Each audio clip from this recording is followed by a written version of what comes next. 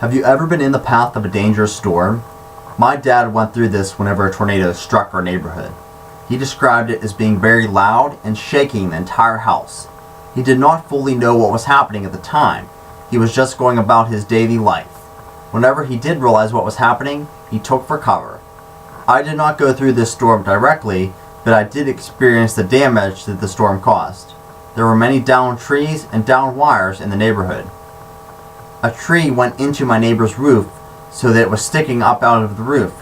You could see inside the home from this. Tombstones were also knocked over in the cemetery nearby.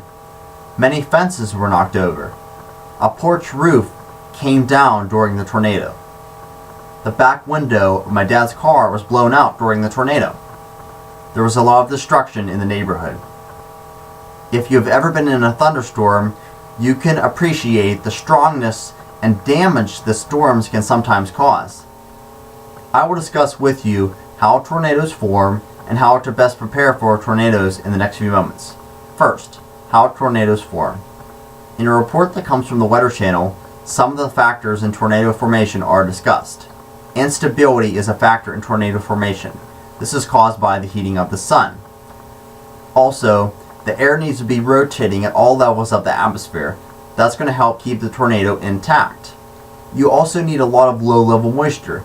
That's the tornado's main source of energy. Without that, the tornado will die. The tornado thrives off of moisture. You need the air to rise, and as it rises, you need it to become saturated. That's important for the tornado formation as well.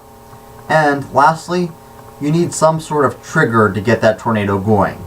And that can come from the lift of the jet stream. That's important too.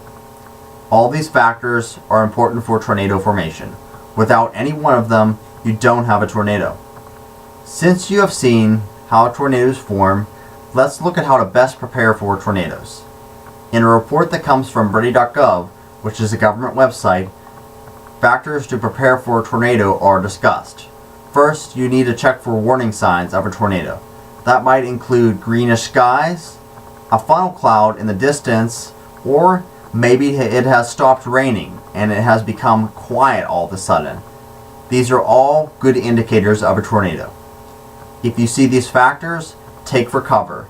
If you are outside, get into a ditch because there might be flying debris and you need to protect yourself. So when you're in that ditch, also cover your head. If you're inside, get to the lowest level of your home, such as the basement. If you don't have a basement, get to the most interior room, such as a closet. That's going to help keep you safe if your home collapses, because there might be a lot of debris from that collapse. Whenever you get to that safe place, bring a radio with you. That's going to keep you up to date about the current weather situation. The storm might not be over yet. Even though you think it's over, there might be another storm coming. So that's going to give you the information you need to remain safe. After the storm is over, you got to be cautious. There might be gas leaks, down wires, down trees. You just don't know. You don't know what's out there whenever you leave your house. So you got to be aware of your surroundings. If you see something that looks dangerous, stay away from it and report it to the appropriate person to take care of it, such as the police.